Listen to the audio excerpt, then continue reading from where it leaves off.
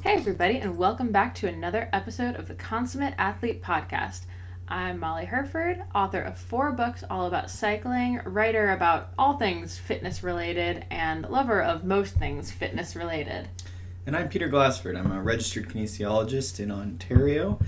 I'm also a moderately talented professional, bike rider, although I'm a very tired bike racer this week, so it's been an off week, but yeah, that's what I do. And then I also coach athletes over at smartathlete.ca. Been doing that for a bunch of years, so a lot of the topics here on the show, on the Consummate Athlete, is talking about sort of my strategy, my philosophy of coaching, of trying to get athletes doing more things and being healthy people, as well as really solid bike riders or whatever sport they're after. I feel like every time we start this, you try to downplay your mountain biking stuff, and then you're like, but actually I'm sort of a professional.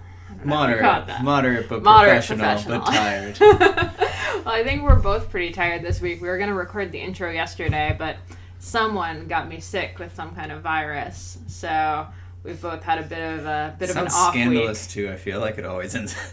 One night, I remember in high school, this guy, he came in and he was talking about computers, and you have to remember, when I was in high school, computers were just they weren't being invented when I was in high school, but they were pretty not old. But the guy comes in and he goes, this is physics class, so it's all pretty smart people, and he was just like, one night of kicks and I got a virus.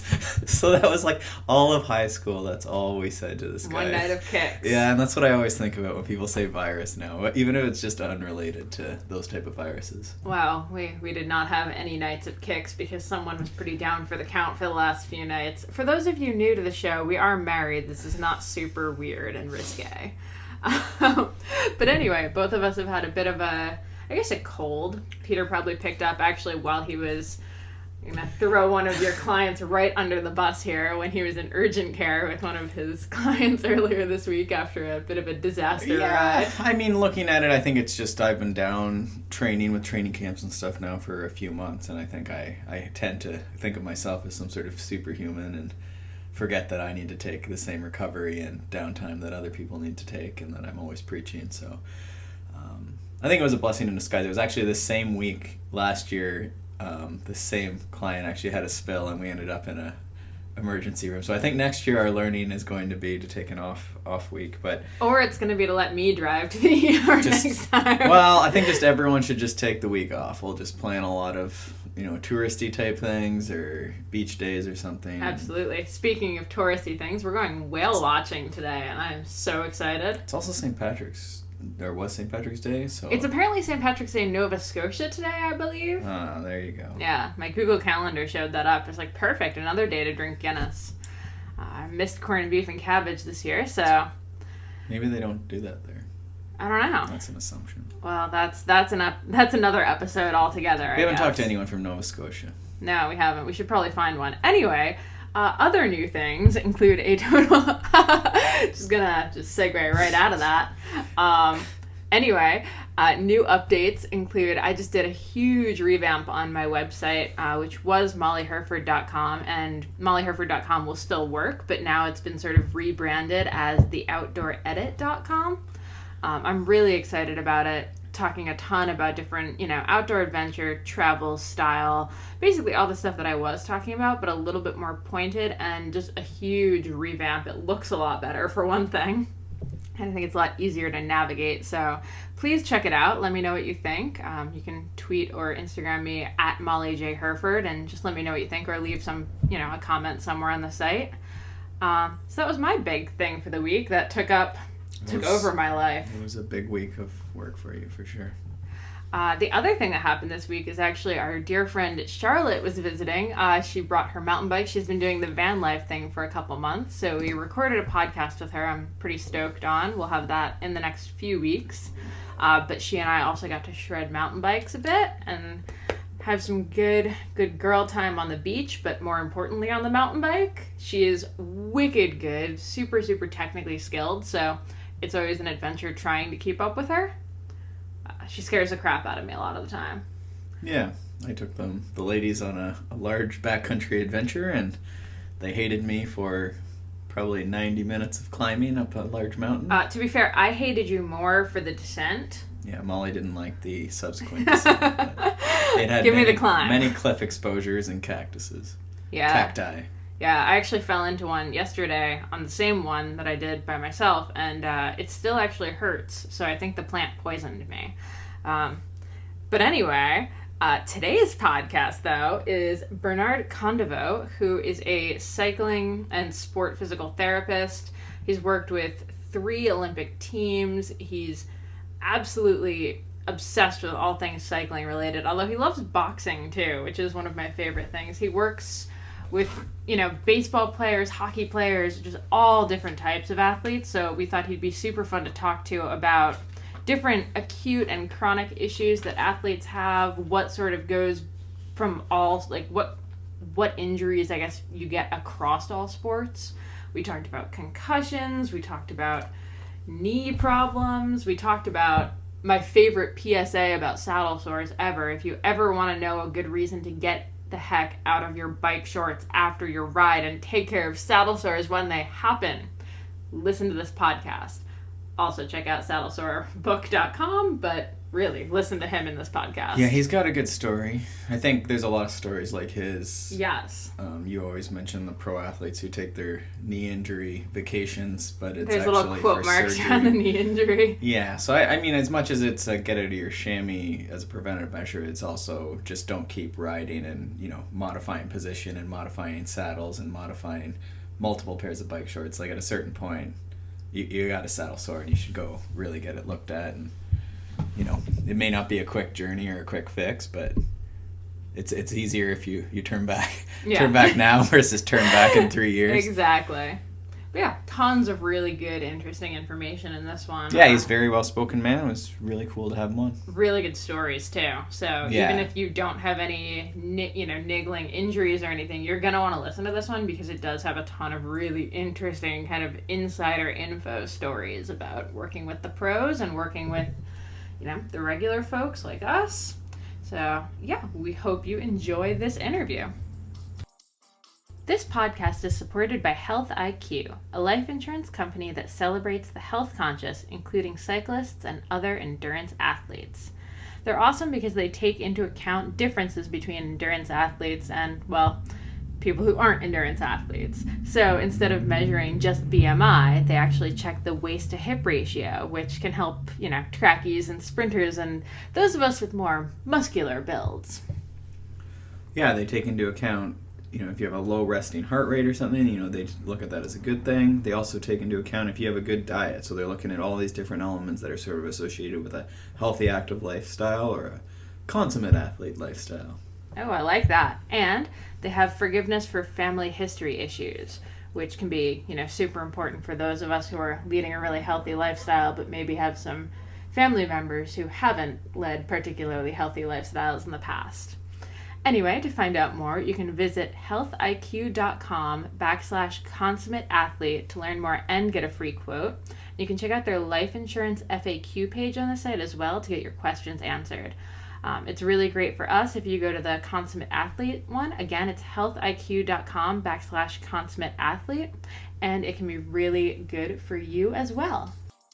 So let's just dive in here. I feel like I'm gonna have to have you introduce yourself a little bit because I feel like you have so many qualifications. So you want to give us like a 30-second bio? Sure, I will. Let's see. I will try to remember this. I'm Bernard Condevaux. I'm a physical therapist, certified strength and conditioning specialist, and I'm a board-certified sports physical therapist through the American Board of Physical Therapy Specialties. I got my PT degree from Wayne State University in Detroit, Michigan, so I'm a proud Detroiter, proud Michigander. I've been working in cycling for many years. I've been working with USA Cycling since 1995.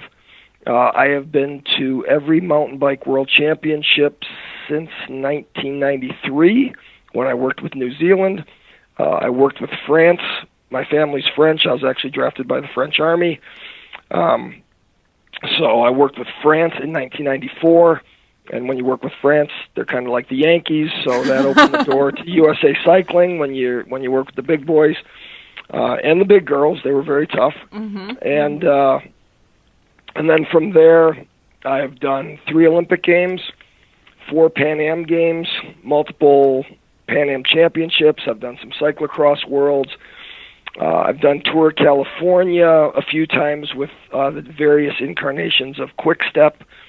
I have done the U.S. Pro Challenge, or what used to be the Pro Challenge, with Quick Step as well.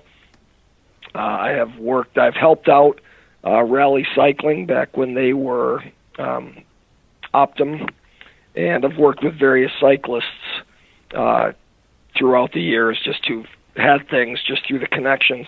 I was a physical therapy consultant for the Colorado Rockies Baseball Club from 1993 to 2000, and I did the same thing for the Colorado Avalanche Hockey Club from 1995 until 2003, the last strike.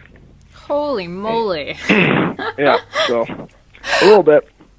First of all, I'm amazed that you and I haven't crossed paths, because, yeah, I've interviewed the Optum team a bunch of times out here. Actually, we're in Oxnard, California now, and nice. That's where I used to, go and interview them, and I've, hung out with the rally team. I've been at a bunch of the cyclocross worlds, so nice. It's funny that we haven't... Yeah, it's been more... Yeah, with rally, it was more like when people were hurt, Jonas would call me, and, I helped out a couple of people, worked with Jonas a little bit on some issues, so... Oh, okay, very cool. Yeah. And then in your Twitter bio, it says you're a devotee of cycling and boxing. I love boxing. So do you personally box, or...? You know what? I like hitting the speed bag, and I'll hit the heavy bag. I found that physical therapists in soigneurs need their hands, and I used to have a bit of an anger management problem. And I found that hitting walls was not conducive to my career, so after my second broken hand, I did more wrapping the hands, hitting the gloves, and it's been much better for my morale. I feel like I'm a much calmer individual. Had you stayed in Europe, I feel like it actually is almost like a rule that as a cycling person, you need to be punching walls, so you're probably better off being in the U.S. then.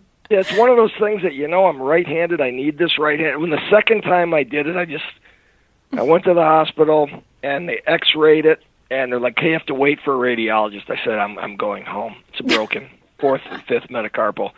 Well, we don't know that. See that bone? That's supposed to be straight like this one. See that jagged point? That's a fracture. Yeah. Have a good night. I'm going home. It was just more frustration of what an idiot. So, yeah. I've learned. Yeah, I was a slow learner, but I eventually learned.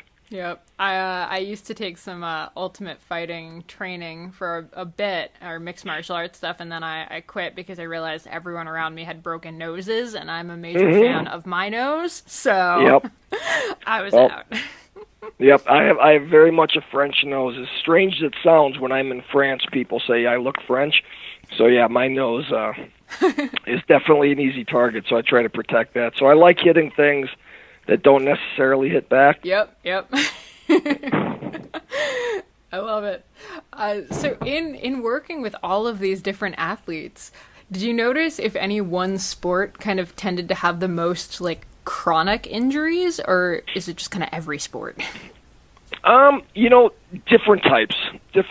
I find that obviously cycling, because with any athlete, one of the biggest things I found working with athletes, especially athletes who achieve anything, so if it's a recreational baseball player, a recreational cyclist, a recreational runner, it's not the same because, hey, if you hurt, you stop. But people who have had a level of success and have been able to move up the ladder, so to speak, tend to learn how to compartmentalize pain.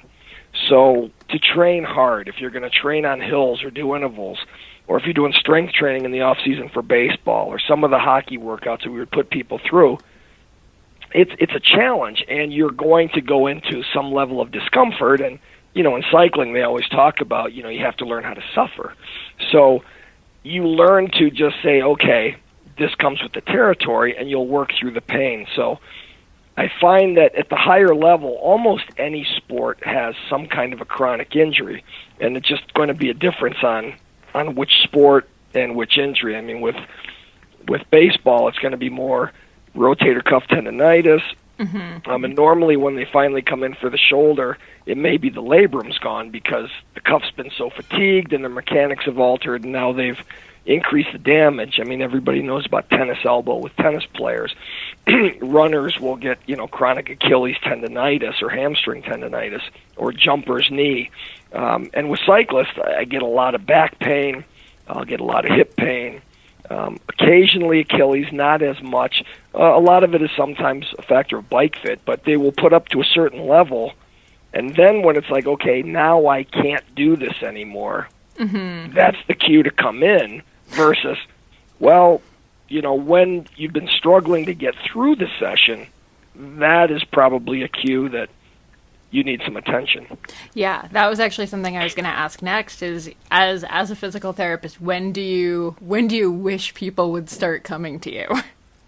Well, ideally, and this is kind of a mixed wish. Sometimes you want them to come at the first notice, because I would work on a lot of workers' comp cases before, and one of the beauties in professional sports is when you're dealing with professional baseball players, professional hockey players, they're all work comp injuries because that's their job. So people think work comp, this is a disaster. But one of the nice things with work comp was when somebody got hurt, it got addressed right away. And if you get something acute, so say you went for a nice hilly run and your Achilles is just kind of throbbing, and it's like, I'll pop some Advil, maybe put in a heel lift and run.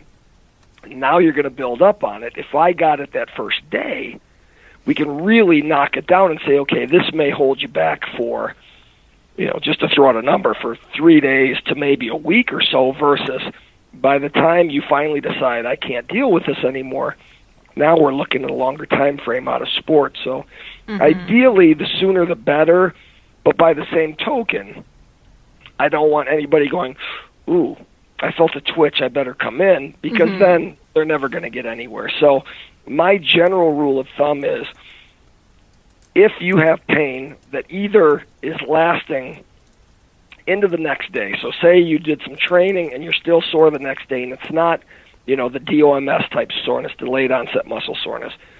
If it's a joint pain or a pain, not a soreness, that's a flag.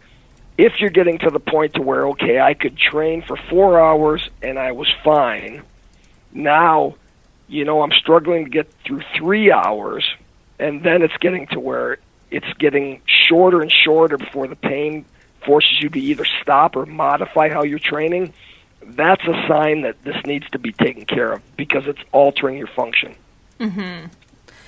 Now, I know, delayed onset muscle soreness is sort of a tough one. Like, is there a way to sort of tell when it's just DOMS, or is there like a warning sign that it might not just be like as simple as like, oh, you went really hard one day and now you're just sore for like 5 days?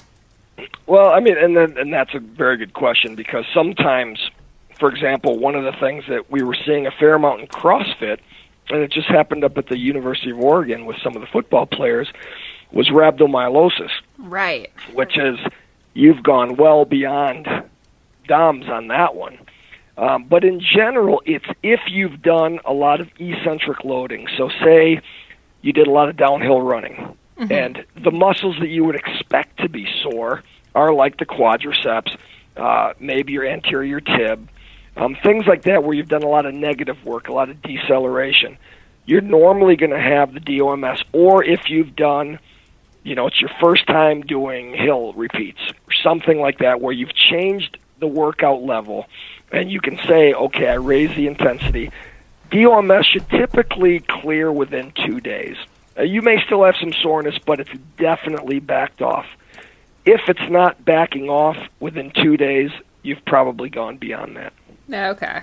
So if you've gone beyond that, do you just take an extra day off, or? Well, yeah, you take an extra day off or do some light spinning. I'm very big on active recovery, so there's nothing wrong with, say, if you did a hard session, pop the bike on a trainer and just spin. I think you can do some zone 5 for a while. Just let the body, I don't think you have to just absolutely rest, Definitely ice up. Ice baths would be a good thing, or even just putting some ice on the sore areas. But if it's not resolving, or if it's resolving but not significantly, then you may want to keep an eye on things, especially if it was a heavier load. Typically, you're not going to see rhabdo in something like cycling. That's going to be more, you've truly overloaded. So something like a CrossFit, heavy weightlifting, powerlifting, things like that are going to lead to a higher likelihood of rhabdo.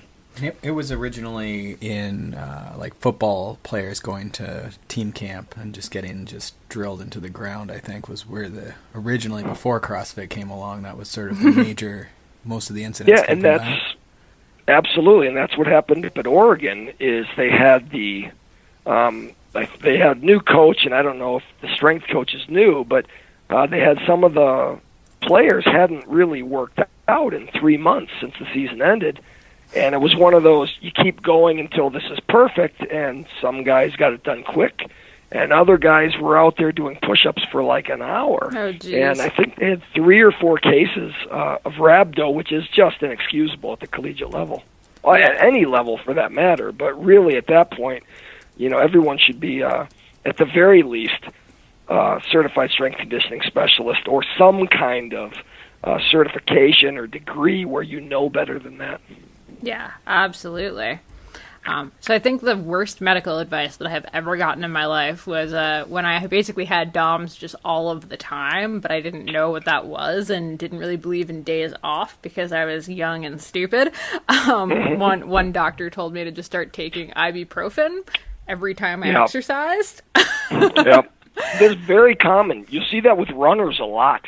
Crazy. There's certain people, if it's going to be, your Sunday long run for training for a marathon, they just pop Advil all the time. Take the ibuprofen, do your long training. It's just like taking a vitamin. And the problem is prolonged use can damage your kidneys. Yep, my kidneys it can were certainly like alter half.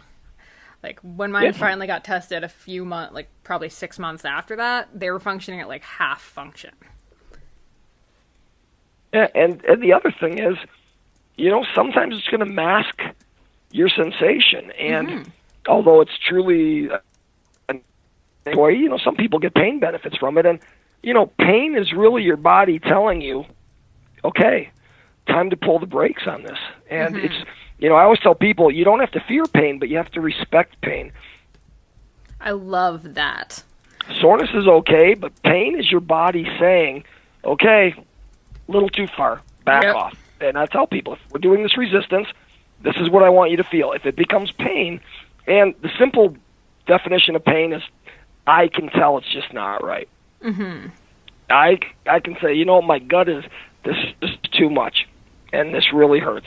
That's saying, okay, your body's going, no, back off. And it's, we develop pain fibers for a reason, but they're also the most primitive nerve signals we can take.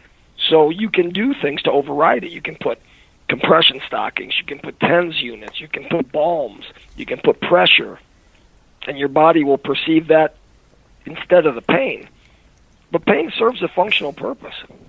Yeah, absolutely. So you've been doing this for like 25 years now, working with teams? Working with the teams, yeah. This will be my 25th mountain bike world championship this year. Holy moly. So in those 25 years, I imagine there's been a ton of change in terms of like recovery and that kind of stuff. Are there any major ones that jump out to you that are things that you guys were telling athletes to do back in the 90s that now you would never tell them to do? I don't know there's anything I would say don't do this, but there's certainly...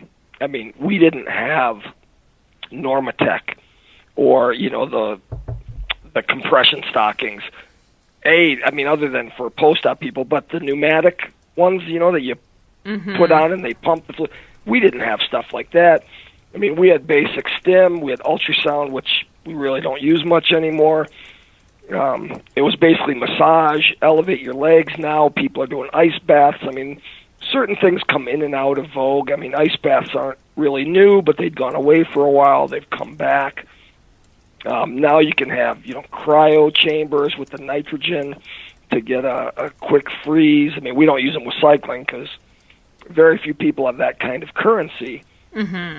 But, I mean, yeah, I think pharmacologically, and I mean legal pharmacology, not the other stuff that's been around forever. But yeah, I mean, there's just different awareness. And I what I have found is that from when I started, if you looked at the cyclists and you look at them now, I mean, training has changed so much. The science of it has gotten so much. Before it was just, like the Eddie Merckx, ride more, ride faster. And now, we periodize things. Okay, here's how you train the off season. Here's when you do strength training. Here's when you do the more intense efforts. Here's when you maintain, zone 5 versus zone 2. I mean, there's so much more science to it, and you can see that the bodies have evolved more towards the sport. I mean, now, my gosh, when we were in Beijing, I remember walking through the tents with the pro riders, and it was just, I think you had T-Rexes looking at their arms going like, okay, I'll arm wrestle that guy. I mean, he's got nothing. So it's basically they were evolved to become these very lean, powerful legs and these 2 little sticks that could just hold on to handlebars. It's gotten better, but, because now you get Pilates, you get yoga. There's a higher awareness of core stability, scapular stability than there was, which I think has improved the performance, especially in mountain biking, but also cyclocross and on the road and even on the track. So I think just the awareness of how to train, how to optimally recover. I mean, so many athletes travel with foam rollers now. They have their little compacts to work the muscles out after. It's just, there's a lot more tools and a lot more awareness. And that said, there's also things that I'm a little skeptical about.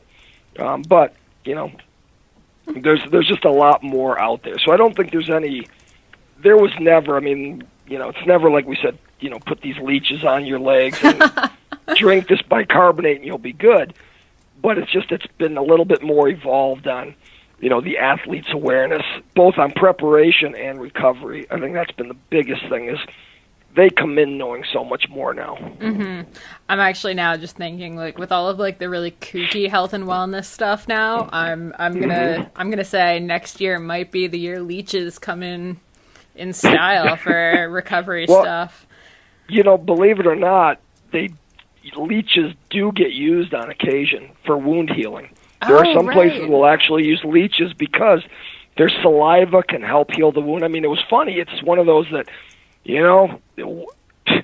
next we're going to get the barber and start bleeding people. Yep. But a lot of these things, there was something to it. And I'll tell you, not to say I'm a proponent of leeches or bleeding, but my family's from France, and a lot of them are in the country in France. And, you think about the United States, and don't want to get political, but prior to about 8 weeks ago, we were very heavily science-focused. So if there was research that supported this, when it came to doctors, they were very adamant on this works, this doesn't work. If you go into Europe or in China, there have been people who just have certain healing properties. They've gone to them because those people would make the balms if you were burned or things like that. And there are certain things where I do believe there's something to acupuncture. I do think there's something to Eastern medicine, which would get scoffed at in the West previously.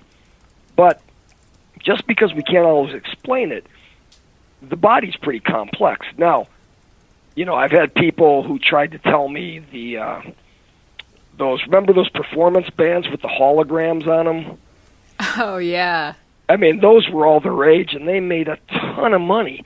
And there were people in the cycling industry who would wear these, and they would tell you, these things are amazing. They balance it. And I would just say, okay, hold on. This is a hologram. How can it balance it? Does it matter if I wear... That's going to be the subtitle of this paragraph. Hold on. This is a hologram. I know. But it'd be, okay, so if I wear it on my right, does it matter that if I next time wear it on my left? What if I wear two? Can I get a hologram toxicity? Will it counter itself? And it was one of those, they said it can improve your balance. And I've since learned the scam, and I've I've given people, like, I'll put a Live Strong band on their wrist and say, watch how this can work too. And you push, and they actually don't know what. I've done physical therapists, I've done athletic trainers, and I've done this test, and they know I'm doing something, but they don't know what it is.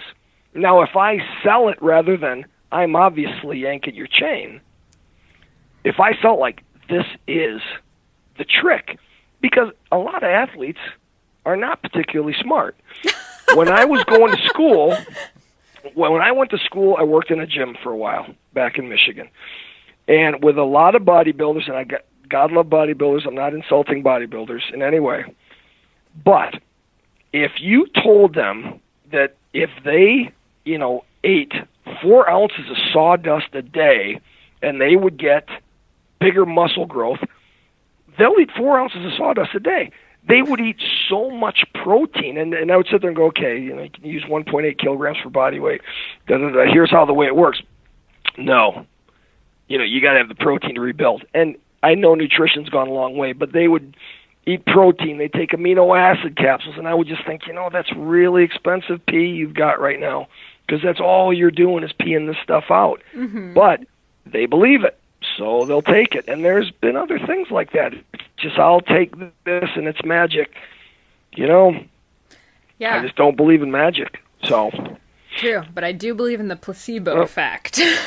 Well, and there's no question, and I have no problem with the placebo effect. If somebody believes it will help them, and I know that it will not hurt them, I'll 100% support it. Yep. But if I think it's ever, my biggest rule with athletes, and it was funny, when I first started working with the U.S. team, there was another guy there, and this was almost my last year with the U.S. team, because it was basically, I'd worked with some guys, I'd worked Redlands with a bunch of mountain bikers, so at the day it was, Bob Roll, John Tomac, Mike Closer, Mark Gullickson. We had a lot of the top guys who would do this kind of like a spring training at Redlands. So I knew some of these guys when I came over to the U.S. team. Well, there was basically somebody didn't like that the new kid was coming into town, so there was some bad-mouthing going on, and this was before I was taking up boxing, so I did have a bit of an anger problem. So they basically called us in because I probably said some things that might get me arrested now. And so they called us in to work this out. And he was telling me, he said, you don't understand what it's like to work with an elite athlete. They're like horses. You just have to tell them they got to tweak. And your job is to get them to race. And I thought, okay, well, I work with people making $15 million a year as athletes, and I tell them, here's what's going on. Here's the risk if you do this. Here's the risk if you do that. What do you want to do? And I found that most athletes, if you explain the situation to them, they'll make the right decision. Mm-hmm. But they need to understand, for example, we had a downhiller. He had a scaphoid fracture. It was the World Championships. Okay, we could brace you. I can try to tape you. We can give you a wider grip on the bars. We can do whatever we can to try to get you down this course. You may be fine. However, if you crash and that scaphoid gets further damaged, it may never heal because there's not good blood flow to the scaphoid. So you may be risking a permanent disability. You may not ever be able to race at this level again. So the question is, yes, it's the World Championships. It's a big race. They're going to have one next year. Mm-hmm. I can't guarantee you're going to make the team, but you're not done racing. So what do you want to do? If you want to go for it, I will do everything I can to put you in a good position. I just want you to understand the risks. And basically, when I explained that was my point, whether you're because at the time, I think the highest paid mountain biker, they made pretty good money. They were making six figures for sure. Probably more than they're making now. Oh yeah. Oh, the 90s. Absolutely. People were getting Jeeps in the 90s. Oh, exactly. It was crazy. I remember when somebody got a pay cut. I'm not going to use his name, but they cut his pay, and it was like, holy, they cut you by, you make how much? It was one of those, wow, you're still making that much, and they cut you by that much? But, by the same token, I was working with baseball players who were making absurd amounts of money. I mean, they were bringing a paycheck, and that was bigger than I'd make in a year. And it was, there's no jealousy. It's, that's what you do. So I've always felt that, they're not racehorses. They're humans. And let me explain in terms that they can understand. Here's what's good. And I don't want to talk them out of racing. I just want them to make an intelligent decision, because I never want anybody to come back to me. And my thing is, when I'm working with athletes, sometimes I may talk too much. I find myself humorous at times when maybe other people don't. I hear that from my family all the time. But I always put their welfare first. I feel like I'm their dad.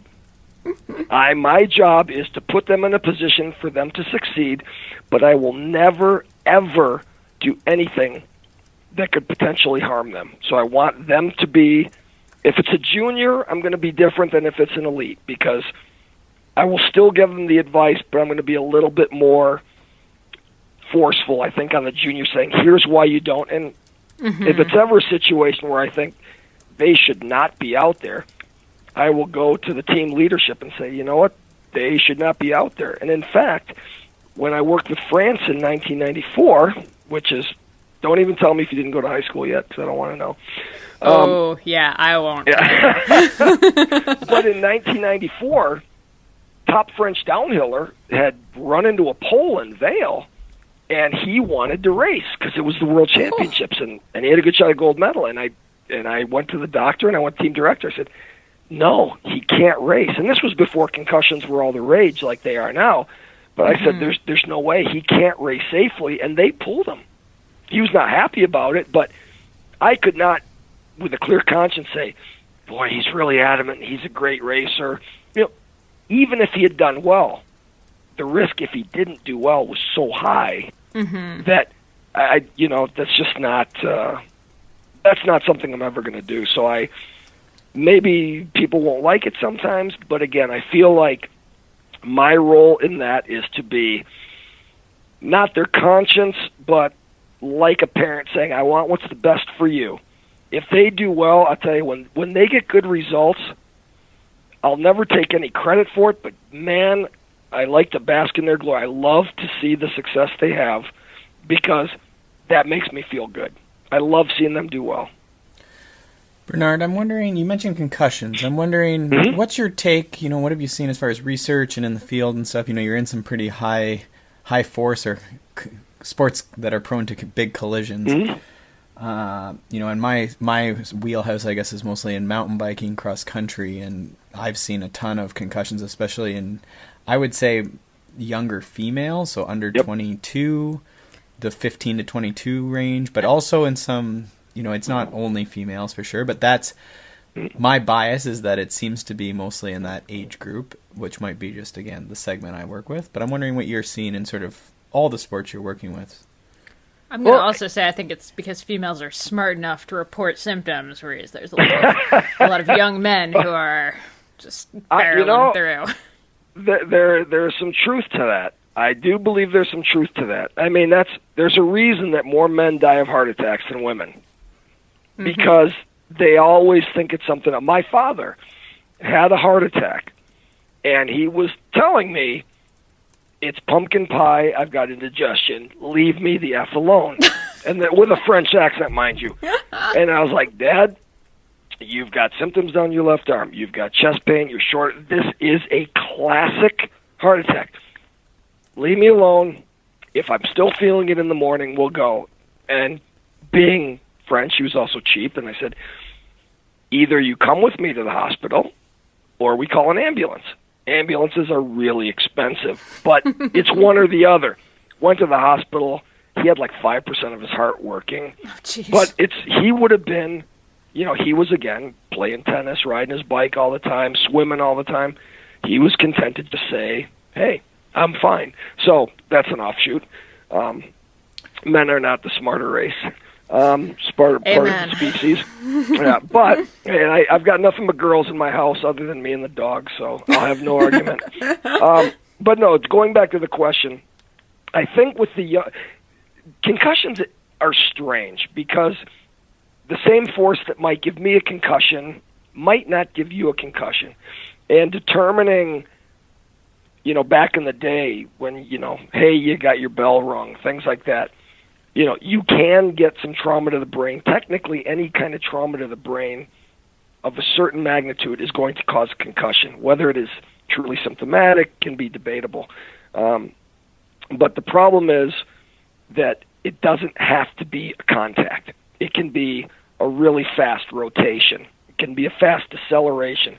You could be in a car, get rear-ended, and just snap your head forward like a whiplash, never strike your head, and get a concussion because of a coup contre coup, French words. Brain goes forward and the fluid bounces off the front of your skull and bounces off the back of the skull. So one of the common misconceptions is that it has to be a contact to get a concussion. It doesn't have to be. Now, that said, in the younger divisions, I think what becomes a problem is they're not sponsored in most cases. So how many times have they crashed, banged their head, but they were fine? But a helmet technically should be good for one crash. Mm-hmm. So they're riding in helmets that now have lost the protective properties, and they may crash in them again, and now maybe a lesser force is going to lead to a concussion. So one of the biggest problems I see is that kids crash, nobody knows, or, when they're kids and they fling their helmets over because they get angry or something, they smack it. Yep. Don't do that. And if you do crash in your helmet, replace it. I tell them a lot of times companies will have if you send your helmet in or call us, we'll replace it for X number of dollars, or just break it down, because I've done the lessons with the melon on the floor where you go, okay, this is your brain, boom. Doesn't look so good. So I think it's not necessarily that they're more common in the younger ages. I think they're missed more in the younger ages because I've seen parents say they're fine, and I will tell them they're not fine in mountain bike races, in baseball when they got hit by a pitch. I've seen it in hockey. I've Definitely seen it in hockey. Yeah. I saw one. I kid you not. I was helping some friends at a rugby game. This guy literally smoked. He went to tackle a guy, knee to the head, on his back. He's out cold. So, can he go back in? No. But he's okay now. He was unconscious like 2 minutes ago. I mean, literally out like a light. And they're like, but he's fine now. And that's the weird thing with concussions. I may look at you, we'll run through the protocol, and you answer the questions, you do this, and by all accounts, you're fine. But then in 3 hours, you start getting a splitting headache. Or the next day, you get nauseous. So that's what's difficult about concussions is symptoms can change. You may get nausea or light sensitivity. Somebody else may just have difficulty focusing. Somebody else may just get headaches. How much of a concussion headache is due to you've got neck pain from banging your head? So concussions are pretty complex. I think the research it's good. I mean, they've certainly done a lot, and I think in most cases we err on the side of caution. Not always, but usually. But as people start getting concussive symptoms, they can be either vestibular, that was a result of a concussion, and maybe you had crystals in your middle ear, and that's throwing you off. It could be a cervical restriction, which is causing headaches and maybe a little bit of dizziness and light sensitivity, where your brain may actually be fine, but you're getting symptoms from someplace else. So there's a lot of people who are taking concussion rehab much more seriously now. And part of it is going through the different processes. How much is visual field? How much is cognition? How much is actually an orthopedic problem with your neck? How much is vestibular? And really trying to break that down. So it's hard to give an easy answer on that because it's common, but it's a fairly complex situation. I wonder, I think your answer is good and covered a lot, and certainly the different, it's not just recovery of, I guess, the brain as a global thing. I like that you touched on vestibular and the visual side of it. Neck muscles I've heard as well being part of it. People having symptoms until they've treated with some strength training stuff. I think that was the Sidney Crosby thing. Ended up being sort of a muscle strengthening.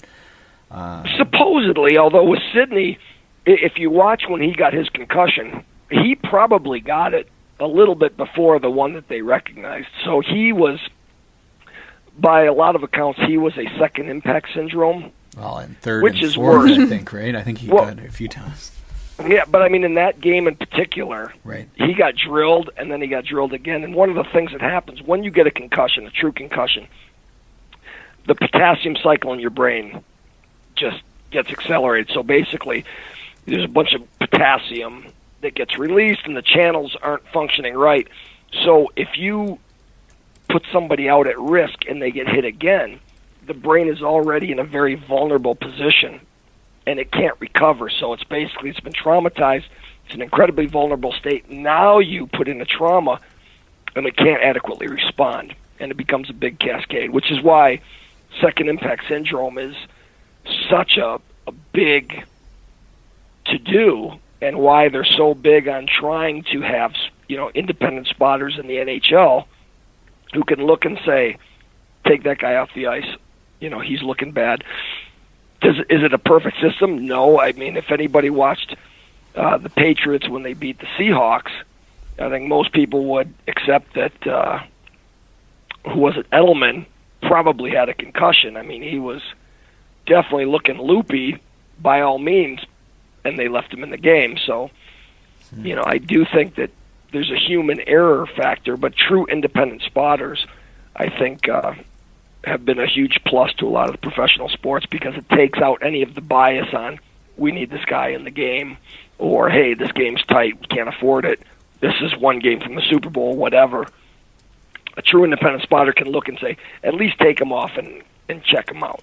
Mm-hmm. So I wonder if we think back, I don't want to go too far down the concussion thing here, but it's something that I think about a lot again, because it seems like it's coming up a lot.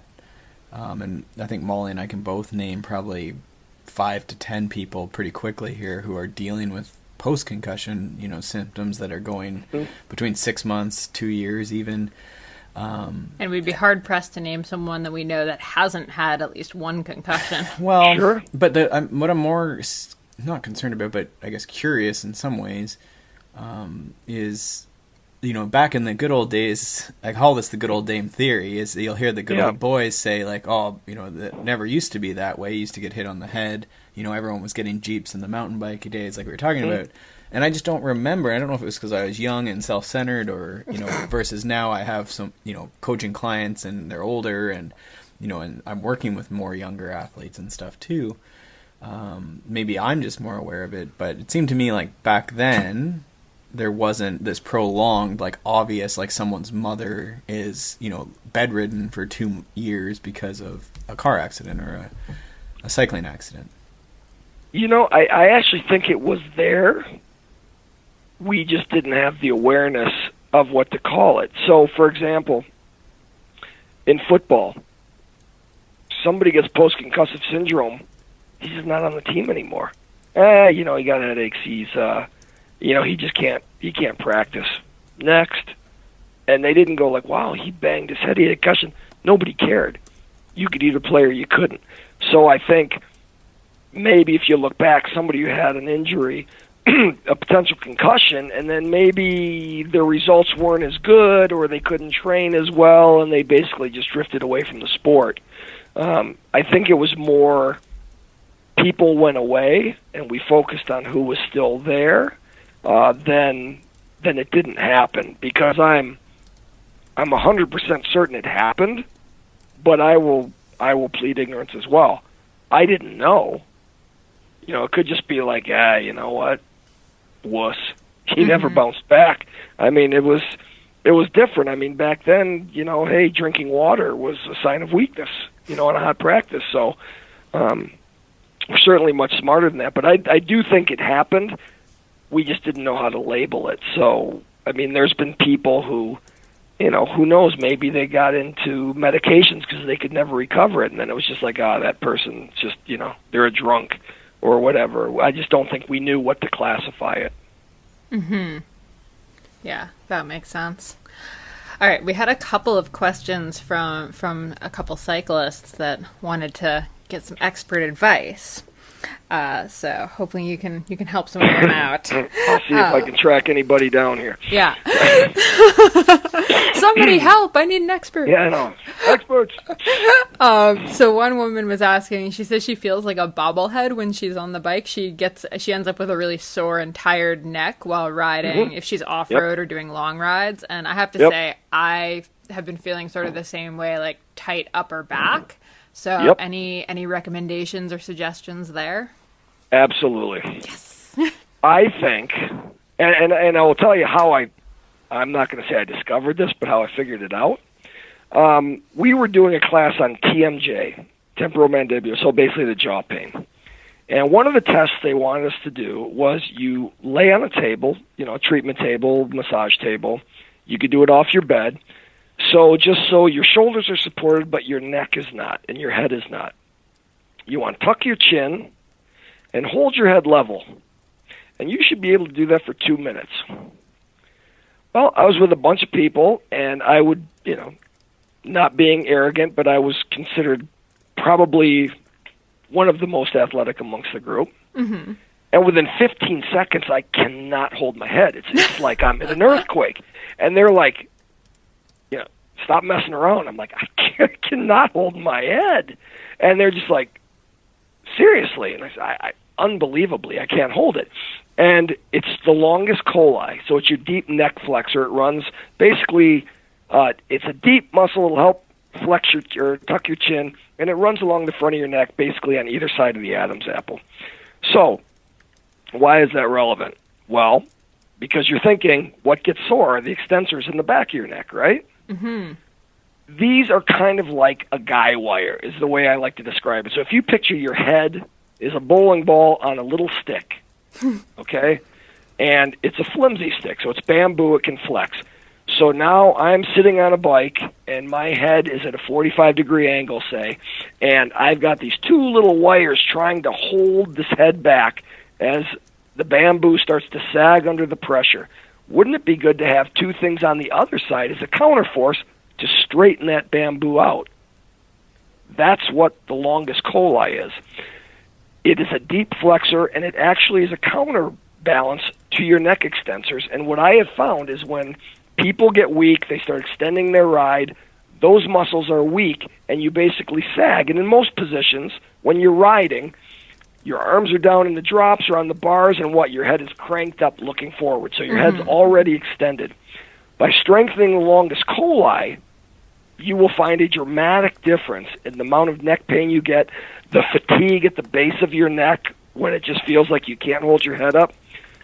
It seems counterproductive, but if you think about it, what is the force that creates whiplash? You're hit from behind, and your head snaps back, and it stretches the muscles in front and weakens them. What position are we in most of the time when we ride? We're almost in a whiplash position. Mm-hmm. So those muscles are under a long, chronic stretch, and they get weak, and we just lean into them more, and it compresses your spine, and those muscles in the back are trying to hold it with no help from the front. So things I recommend, you can test yourself on laying on a table with just your shoulders supported, leave your head and neck off, tuck your chin so your neck stays in a straight line, and I'm using my hand gestures, so hopefully you're picking that up. But so you keep that level and just time yourself. And if you are really struggling to hold it for at least 30 seconds, you need to strengthen your longus colli. Ways to strengthen it, you can do that same position, but you don't want to go into the actual bobbing and fatigue. So maybe 10-second holds and relax and actually have some support there. Or you can sit, you can tuck your chin and do an isometric where you push against your forehead and don't let it go back. But the key is you want your chin tucked so your neck is in a straight line. You do not want your neck extended. Okay. And I think you'd be amazed at the difference that makes in cyclist neck pain. I've had great success with that. Oh, I love that. That's a great answer, and it makes a ton of sense. Yeah, I mean, it's when you think about it, you look at the posture on the bike, it's like, well, gosh, no wonder. But,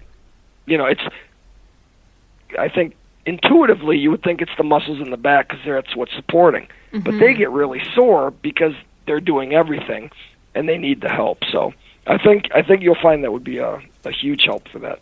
I love that. Yeah, I think that's a good one for sure. I've seen that different variations of that with people like laying on the ground, maybe with like a bolster under their shoulders or something, and then sort of just trying to elevate the head, or as you say, sort of chin tucking. So that's like basically what you're thinking of there. Yeah, but what you want to do is, I think, not just curling the head, like you'd see the wrestlers would do their moves where they're really bringing your head, or even boxers for that matter, to resist punches. They'll actually do like a head curl where they put weights and they do it up. We don't need to go through that much force. I think just doing an isometric hold, so if you tuck your chin and lift it so that you're recruiting the longest colli specifically. Right. So like it has a better result. Chin to chest, like chin to sternum type Yeah, you thing? could do chin to chest, absolutely. So you could lift it up, but keeping that, so basically once you tuck your chin, your neck moves as one. You're not doing a segmental lift, if that makes sense. Okay, but also not protracting the head, I think would be the right term? No, not really protracting it. I think if you maintain the tuck, like you're thinking that's as far as you flexion, need to flexion, not protraction. Exactly. Okay. The next little quandary or question we had here was we have a cyclist with knee pain, but it's sort of knee. Yes, I know, shocking. Rare, I know, this is an odd one. But odd in that what he's describing is sort of a lump or knot in sort of the mid-medial quad, so the thigh muscle. Okay. So he's got sort of a lump that he can sort of feel, but then it's sort of referring occasionally down to like sort of the medial knee, not to the kneecap, but just sort of medial knee area. And so he's tried a few things. He's rolling it, and he's taken some time off. But it seems to be aggravated mostly whenever the force gets higher, cadence gets lower. But also just by the pedaling motion. So, how did it start? Was there an injury? I would say ramping of volume, but also steep hill climbing would probably be... Because when you get a lump, I mean, that could indicate a couple things.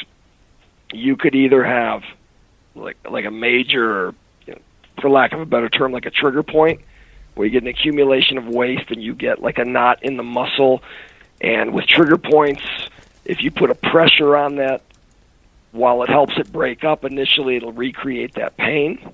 You could also have a tearing in the fascia, which actually allows like a minor hernia of the muscle to bulge through, which would be something different because there is a lot of fascia in the quads. If there was like a deeper type hematoma, if there's a crash once that he's not aware of or she's not aware of, and there is a mass in there, typically if the mass, it would make sense that with heavy load, it's recreating the symptoms because basically it's like you're taking your hand and pushing it down. Higher loads, lower or heavier torque, lower RPMs, you're really going to recruit the quads much more than the hamstrings and the hip extensors, and you're going to compress that, which is going to create the symptoms. The big question is, what is that lump? And is it something that just, if it's not working out with the rolling, it might be worth getting a diagnostic test because it sounds like it's bothering them. I don't know that you can get a neuroma in there, but I'm not saying that you can't either.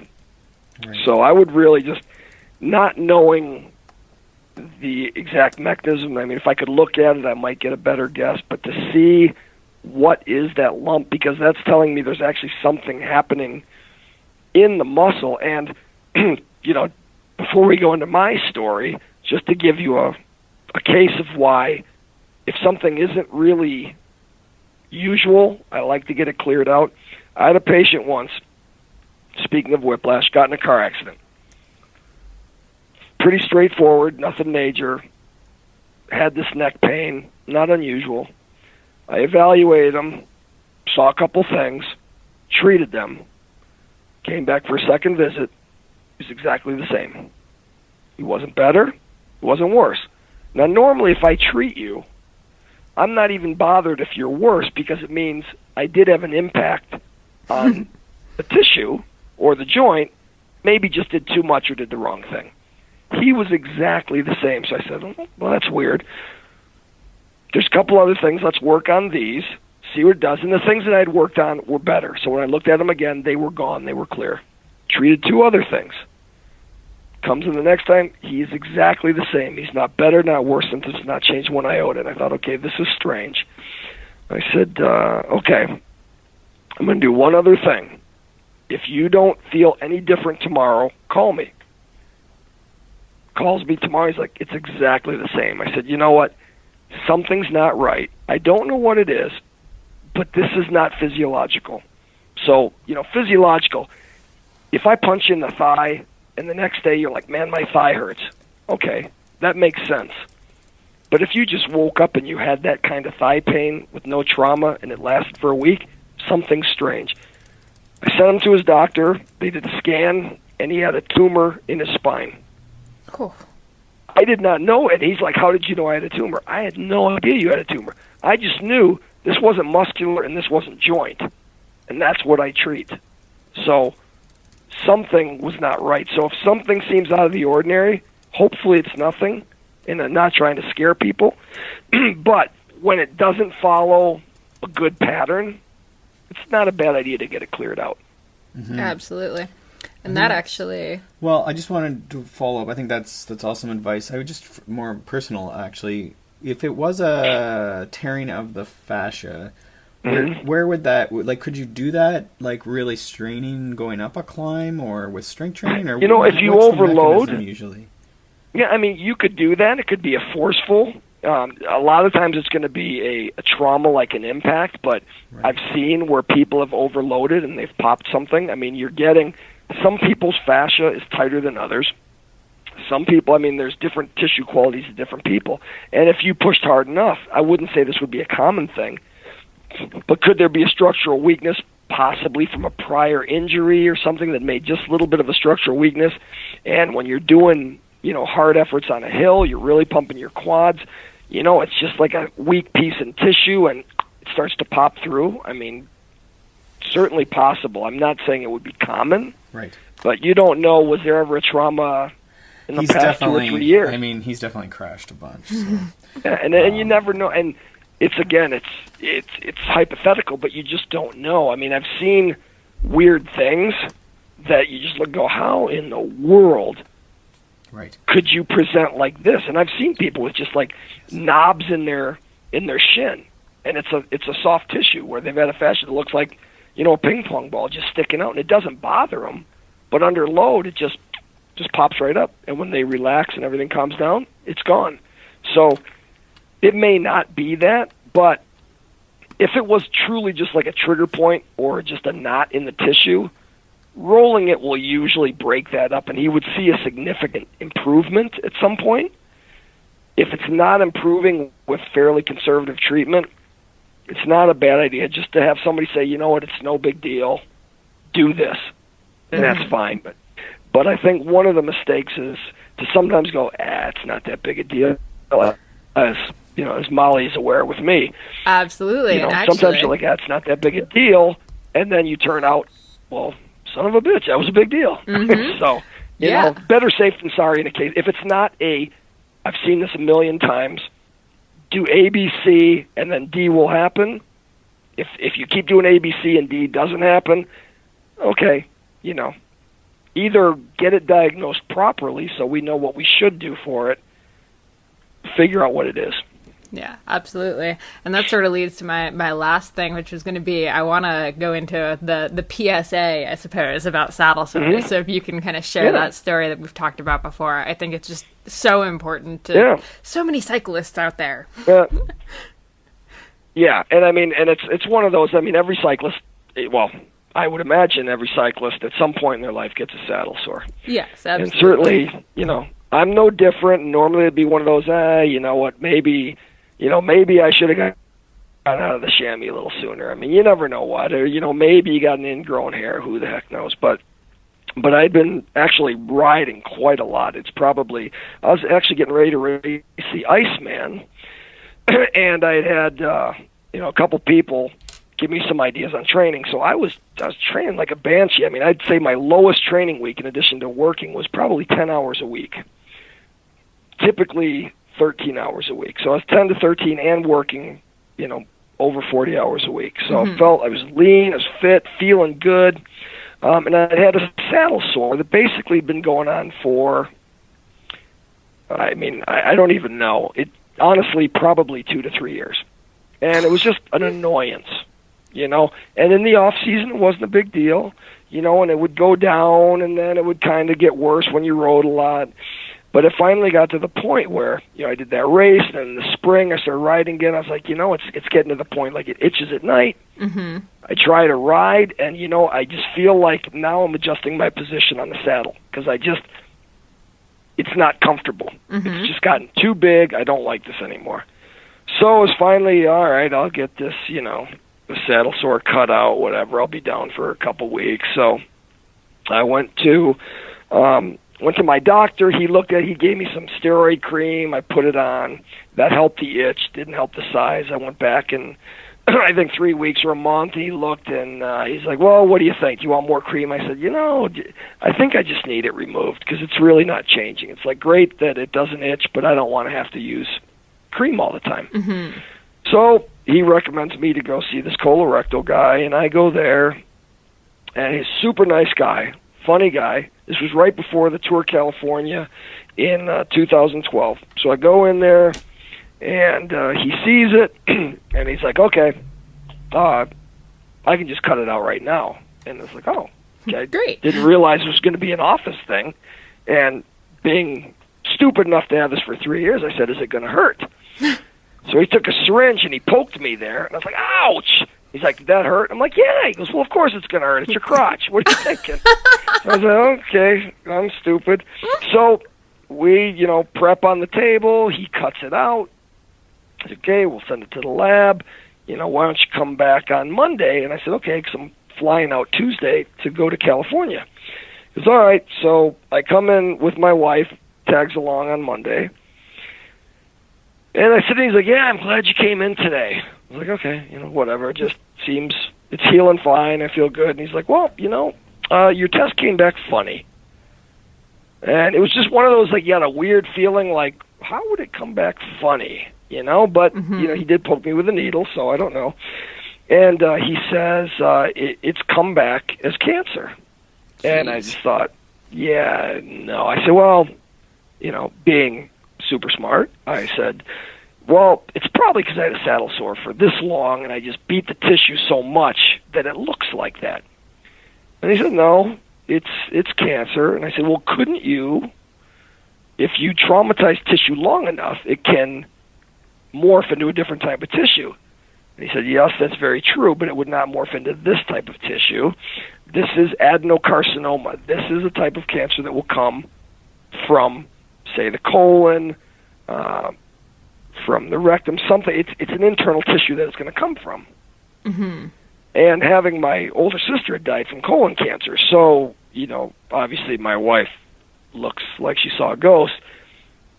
But I still was not buying this. I was like, no, I feel good, though. I have not felt sick, and even my wife could corroborate. I said, I will ride all day, and I can ride all day the next day. I don't feel bad. I don't have any sickness. He said, that's great, but, you need to go see an oncologist. So I said, well, why don't we do this? I have to fly out tomorrow. So you want to do a colonoscopy since my sister had died of colon cancer. So that was the most obvious bet. Everyone figured I have colon cancer, and it has shown up here. So I flew out to California, which he thought was not the smartest thing I was ever going to do, but I'm notorious for that. I came back after the race, and it was funny because we're out at the race, and we had a day at Big Bear, and they're like, here, why don't you take, Tom's bike and ride to the finish, and go see him. I was like, I'm not going to ride. They're like, no, you can take his bike. It's cool. It's like, I don't feel like riding today. I had stitches in my crotch. I didn't want to tell him. Yeah. Because I know you tell somebody, I think I might have cancer, then it's like, why don't you sit down? We'll bring you some water. Mm-hmm. Don't work on anybody, and I hate that. So come back from California, and I told one guy finally, and then they kind of figured it out. But so I go back. I arrive in Denver, immediately start fasting. The next day I do a colonoscopy. Come out, the doctor's like, wow, I mean, it's not that anyone would want to eat out of my colon, but you could have. It was that clean. It was beautiful. No, nothing. So this is great. And they're like, okay. So I follow up with the oncologist, and it's like, okay, so we check this off the box. They start looking at other things. Well, this apparently was a strange case because they could not figure out where it was coming from. They did PET scans, and the only area that would light up is where they cut it out, which was basically feeding into me saying, see, you were wrong, there's nothing there. And this was right before the London Olympics, so I was supposed to head out for BMX camp with the BMX team. And the other docs were like, well, I think we may be able to just keep an eye on it and watch it. And I said, okay, so I'm getting ready to make the plans to fly out. And I saw the oncologist. She said, we're starting chemo and radiation ASAP. I said, no, I'm supposed to go to BMX camp. She said, you're not going anywhere. We're doing chemo radiation. And I said, I think you're missing the boat here. This is really not that big a deal.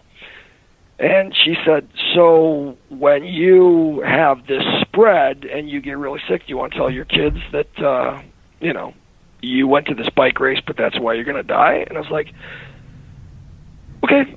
So, I said, well, I'm supposed to fly to London August 4th to work for the mountain bike and BMX team.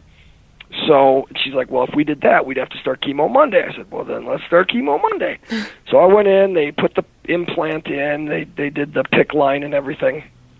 And we went through that, and I basically just kept, USA Cycling. I have to say Jim Miller, Ken Welpdale, Mark, those guys were awesome. Because basically, I said, look, I don't know how I'm going to be. You should replace me. And they said, why don't you just keep us in the loop? Just be honest with us. Tell us how you're doing, and we'll plan on you going. Which gave me kind of a target to go for, which was nice. So, first 4 days into chemo, I'm like, this is for... Lance, my butt, it's like, chemo, whatever. This is awesome. I'm working. Everything's cool. And then I came back. I sit down in my chair, and all of a sudden it was like, oh, my God, I got run over by a truck. And I am terrified of chemo. After that moment, it destroys you. Mm-hmm. But so I went through the whole cycle. You start to recover. You go back. And after all that was done, the nice thing was, they gave me a booster shot. I was able to fly out to London a couple days after I finished treatment and work with the Olympic team, which was nice. And I will say I thought I was pretty awesome. Looking back, I don't know if I was, because I did budgets for work. And 8 months later, I'm like, who in the hell came up with this budget? And they're like, you did. There's no way. You would have to have brain damage. And they're like, dude, this was your budget. And then that's where the whole chemo brain comes in. But an interesting thing was, it'll be 5 years. I hit my 5-year mark in, I guess, at the end of the treatment, which would be July of this year. But I went back to my doctor earlier this year for a follow-up, and I said, I still think that, if I could go back, I probably wouldn't have done this. And he looked at me, and he said, seriously? He said, do you realize, because I would get bills from Duke, I would get bills from the Cleveland Clinic, and I'm like, why the hell am I getting medical bills from these people? I've never left Colorado. And he said, nobody has seen anything like this before. They were consulting with everybody. This was a very strange case. If you thought that you were going to be able to half-ass this, you were sadly mistaken. And this was over 4 years after it started, and it was like, wow, talk about a cold slap of reality. It was like, wow, that was pretty harsh. And here's a case of, I had a saddle sore, and I let it go for almost 3 years because, you know what, up until the end, I could ride with it. Mm-hmm. Yeah, it itched at night sometimes, but really, other than that, I could get on the bike. Hey, I'll put some chamois cream. Sometimes I'd, put some, lidocaine cream to numb it a little bit so it didn't bother me. But, yeah, you do whatever. And, now looking back, it's like, had I treated this early, saying, okay, this is strange that a saddle sore hasn't gone away, and addressed it, I would never have had the joy of chemotherapy, which is, it's to this day, I would say I have impacts of it. I mean, it was honestly 3 years before I felt like I could ride and have a response like I did before I had it. Mm-hmm. I mean, it was that much of a change. And I still, to this day, I now have to use an inhaler to run because I could run a half mile and I can't breathe. So I've had to use an inhaler, and that was part of my thing too. I thought, well, I remember when Lance Armstrong did this when I read his book. They did one that would spare the lungs, and he was like, yeah, just shut up. You were not going to have a lot of vote on what you did here. So, it's a kind of a cautionary tale on something that, you feel good. This is a run-of-the-mill thing. And again, being male and, underplaying things, it had potentially devastating consequences. Yeah, I love it. I think that story kind of goes back to the message of, seek preventative care, or, be proactive about treating, any kind of injury. So I think we're gonna wrap up on that note. We've taken up a lot of your afternoon, but thank you so much. That was all and awesome. I would just say, the one bit of advice that I would tell anybody is if something just seems weird, don't brush it off as weird. Absolutely. Be it you're not recovering as quick as you want, anything like that, just get it checked. There's professionals. You can take it. And the worst, you know what? If you go there and you pay for a checkup and it's okay, you're out of copay. Not a big deal. Yeah, that's actually great news. So Exactly. Awesome. Well, thank you so much. It was a pleasure. Appreciate it. It was a pleasure. It's great chatting with you. Enjoy your Likewise. weekend. Thank you. You do the same. Right. Thanks, Take Bernard. care. Appreciate it. Bye. Okay, bye now. Thanks so much for listening to the Consummate Athlete Podcast. We would love if you would head over to iTunes and leave us a review. And while you're there, consider subscribing. We'd also love to connect over at Twitter and Instagram. I'm at Molly J. Herford, and Peter is at Peter Glassford. If you have ideas or questions from today's podcast, or you just want to browse some of the show notes and past shows, you can also check us out at consummateathlete.com. Thanks, guys, and we will see you next time.